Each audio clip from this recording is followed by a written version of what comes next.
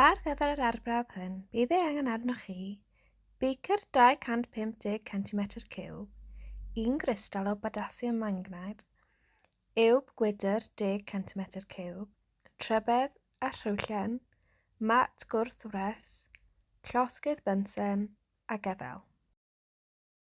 Llenwch y beaker yn 3/4 llawn â dŵr.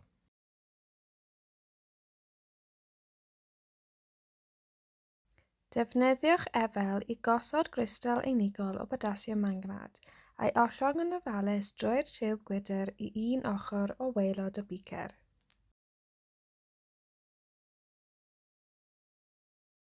Rhowch eich bys ar ben y tiwb a'i dynnu'n ofalus.